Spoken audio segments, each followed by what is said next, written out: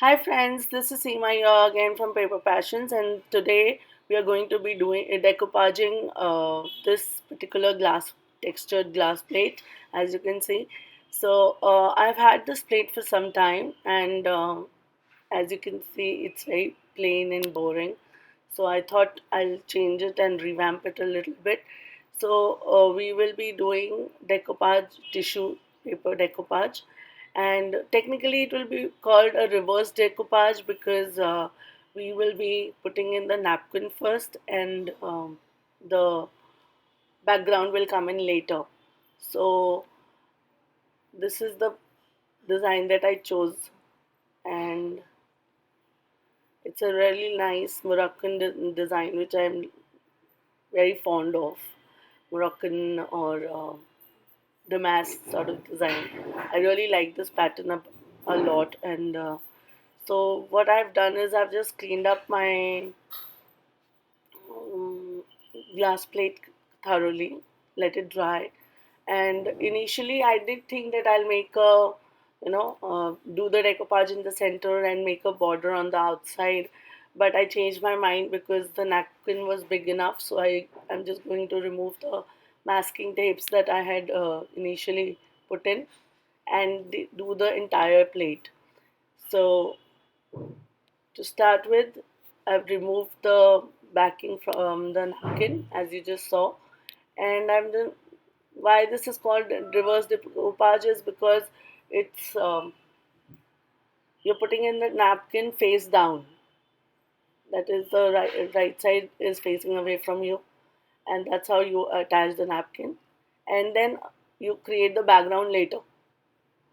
So since I wanted a very bright gold and brown background, I went for a white background tissue because once I have attached the tissue, it will become more like a more translucent, and then I can add any color in the back to give it a good look.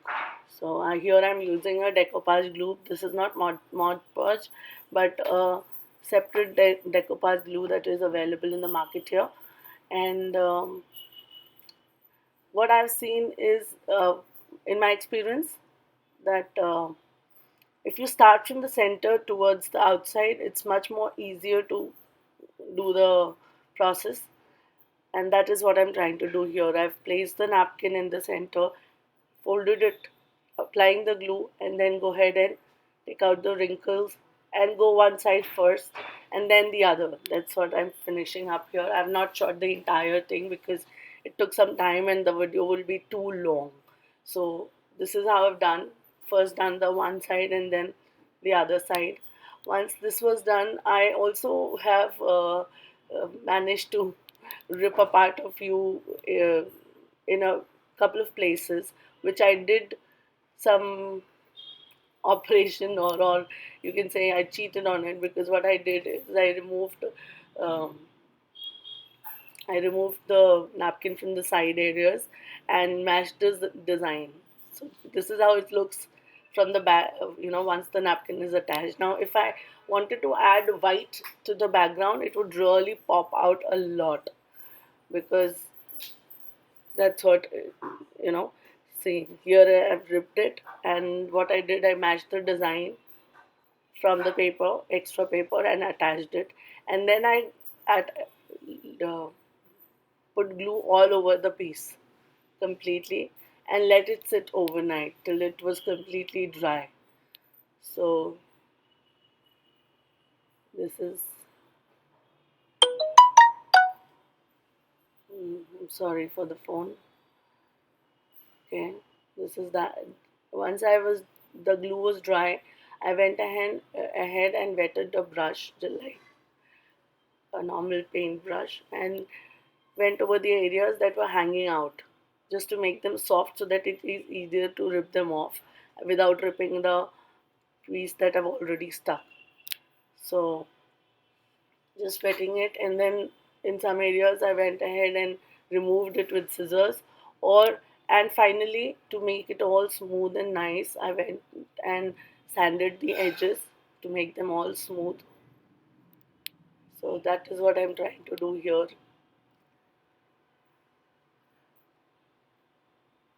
right. So as you can see, just removing the edges, cleaning up the sides to make it look more finished, making sure that I can't see any of the hanging paper from the other side. This is the place where I had stuck that second extra layer, removing the excess from there just to make it all in one smooth piece.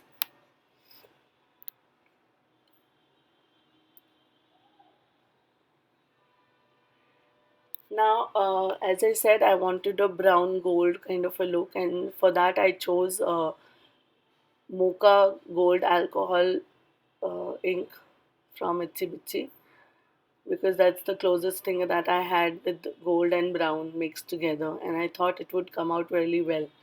Just testing it out here to see the color and just spraying it completely. Now, there is something that did happen which I was not very happy with because it turned out very dark. I added layers thinking that it will get brighter, but it only turned darker and darker than what I wanted it to be. It was really not what I wished. So I let the alcoholic dry first, and then I used some rubbing alcohol to get off the excess of the paint that I had put in. So this is a mistake that I did, but I think it's all a process that once you're creating, you change up your mind. You don't like the look, you try to come up with something different, and I think this was very forgiving. And I used the alcohol, rubbing alcohol, to completely uh, thin down the alcohol ink. See, it's so thick here, and in the next shot, because I did not film that portion where I was just rubbing alcohol and wiping it away with a paper towel. So, because it had turned too dark, I wanted it to show a little bit brighter. So here I've removed the excess of alcoholic. As you can see, it's so much lighter than before, and this is more to the point where I can add something else and make it brighter. So it's still got that brown look, and it's not very absolutely clean, so which is what I was going for. Now I'm just going to add some acrylic gold color and testing it out, seeing how it helps. I'm sorry, it's away from the camera, but I'll show you the final picture once I finish the adding the the acrylic color, and then I created a small little border. You will see it in the picture at the end. And if you did like this video, please do not forget to share and subscribe. And this is the final picture. I hope you liked it. Have a wonderful day. Thank you for watching.